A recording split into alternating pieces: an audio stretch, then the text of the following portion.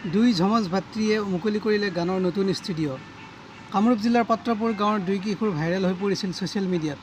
ইটোৰ পিছত সিটো গীত গাই ৰাইজৰ মৰম বুটলিবলৈ সক্ষম হোৱা মিণ্টু মৃণালে মুকলি কৰিলে ন সপোন ন পৰিকল্পনাৰে গঢ়া মা নামেৰে এটি ষ্টুডিঅ'। নতুন সৃষ্টিৰ ন গীতেৰে ৰাইজক উপহাৰ দিবলৈ সাজু দুই ভাতৃয়ে।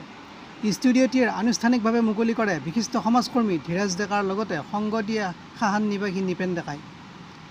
ষ্টুডিঅ'টি মুকলি কৰি মৃণাল মিণ্টুৰ যাত্ৰাৰ শুভেচ্ছা জনাই লগতে সমগ্ৰ অসমবাসীক দুই ভাতৃৰ কণ্ঠ আঁকোৱালি ল'বলৈ অনুৰোধ জনায়।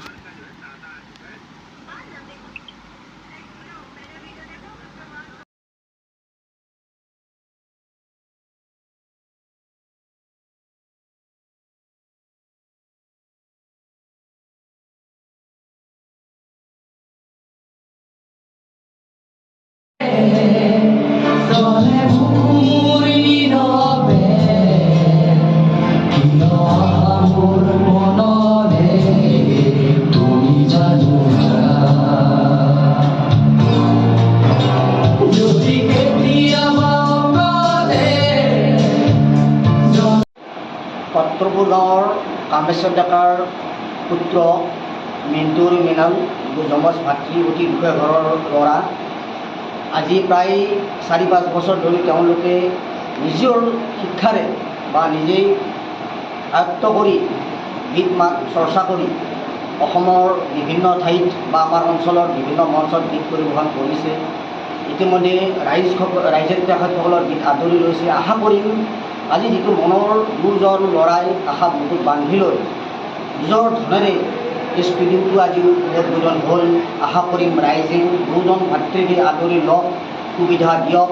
আমি তাৰ ওচৰত ভগৱানৰ ওচৰত প্ৰাৰ্থনা জনাইছোঁ আৰু ৰাইজকো কৰজোৰে প্ৰাৰ্থনা জনাইছোঁ যে গীত মাত যি কষ্ট কৰি গৈ ৰাস্তা ঘাটে বাৰী বস্তি গীত আউৰাই থাকে, কিন্তু তেওঁলোকে স্কোপ এতিয়ালৈকে ভালকৈ পোৱা নাই।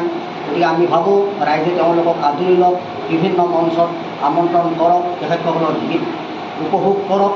তাৰ বাবে আমি ৰাইজৰ ওচৰত আহ্বান জনাইছোঁ। তেখেতসকলে ইতিমধ্যে বিভিন্ন গীত ডক্টৰ ভূপেন হাজৰিকাৰ, জুবিন গাৰ্গ, খগেন মহন্ত আদি কৰি বিভিন্নজনৰ গীত আয়ত্ত কৰিছে। ন পুৰণি গীত লৈ ইতিমধ্যে যোৱা 3টা বছৰে ন পুৰণি গীত লৈ মঞ্চত গীত পৰিৱেশন কৰিছে। আগন্তুক বৰ্ষসমূহতো আগতকৈ বেছি উন্নতমানৰ গীত লৈ তেওঁলোক সাজু হৈছে আৰু সেই আশাৰে আজি নিজৰ ঘৰৰ ওচৰতে আজি ষ্টুডিঅ'টো